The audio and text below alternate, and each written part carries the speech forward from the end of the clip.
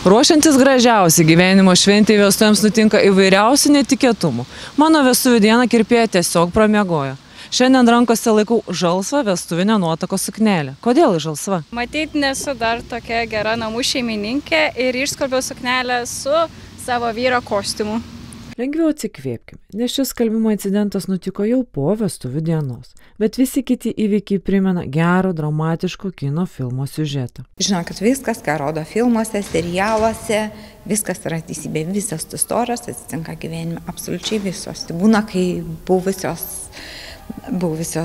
draugės ar slaptos draugės, apie kurias būsimoji žmona nežino, atsiunčia gėlių puokštę jauniesiems, visokių tų situacijų būna. Kirpėja stilistė Daiva prisimena istoriją, kai dar iš vakaro kartu su nuotaka buvęs jaunikis ryte pradingo. Šventė jau suorganizuota, balius, kiaulės paskerstos, vyniotinių pridaryta, o jaunikio nėra. Ir ką daryti? Visi svečiai suvažiavę, baliavoja, švenčia, be jaunikio.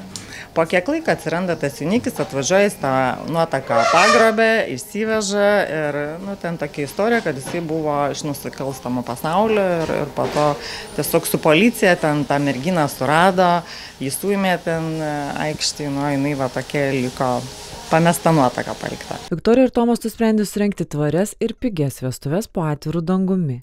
Pasitaikė ir bandančių atkalbėti juos nuo šio sprendimo.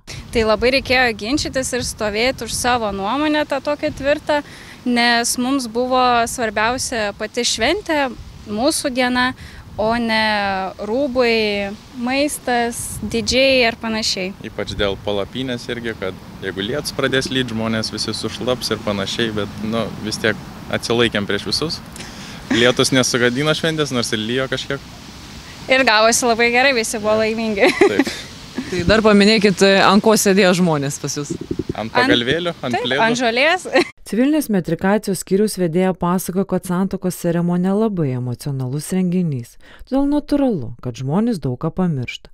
Dokumentus, nuotakos, puokštes. Bet paskutiniai buvo sėdi 2 klientai garbingesnio amžiaus ir vienas sako, ir moteris sako jaunikiui, o kur tavo dantis? Jisai sako, oi, pamiršau dantis.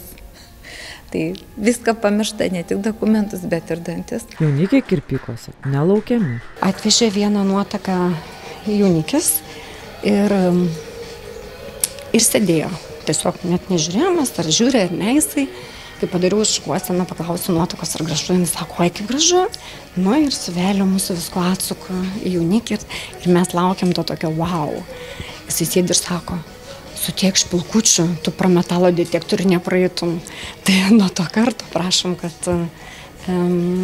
jaunikiai nelauktų čia, tegu mato paskutinį variantą, lyg tai būtų padaryta su viena špilkutė. Vestuvinių istorijų lobynai neišsemiami, tačiau ši jaunavedžių pora džiaugiasi sklandžiu ir ramiu vestuvių planavimo procesu ir dideliu draugų būriu atėjusiu jų pasveikinti.